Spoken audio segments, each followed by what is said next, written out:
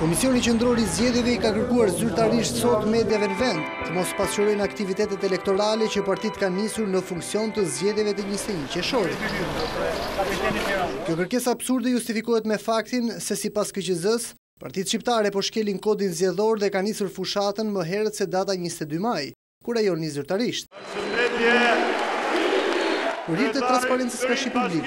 Vizion Plus sqaron opinionin se do të transmetojë çdo tubim, takim, aktivitet, ngjarje që është me interes publik. Pasi nuk është KQZ-ja ajo që përcakton atë që është e vlefshme për qytetarët, por janë mediat ato të cilat kanë përgjegjësinë e informimit për atë që ka ndodhur në vend. Kjo logjik totalitare e bllokimit të transmetimit të ngjarjeve mund të nisë në këtë formë, por nuk është çudi që më pas për të njëjtat pretekse të bllokohet dhe transmetimi I ngjarjeve të ndryshme që sipas segmenteve të caktuara mund të konsiderohet e jashtëligjshme.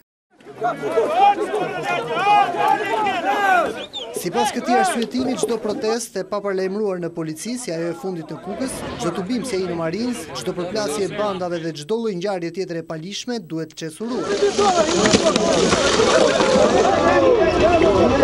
Nga ana tjetër, pretendimi I KQZ-s se po shkelet kodi zgjedhor është I pavërtetë dhe I pavend. Kodi përcakton sjelljen e partive dhe të mediave gjatë fushatës, çka në mënyrë rigoroze ka të bëjë me hapësirën, rregullat dhe kohën që I jepet çdo subjekti apo kandidati në 30 ditë.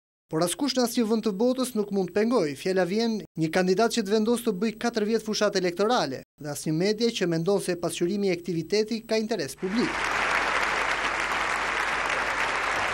Po të qëndronim këtij krahasimi, nëse në Shtetet e Bashkuara do të ishte një komision elektoral si ky ymi, atëherë duhet bllokuar edhe fushata kandidates Hillary Clinton, që ka nisur betejën e saj për shtëpinë e bardhë 2 vjet përpara zgjedhjeve.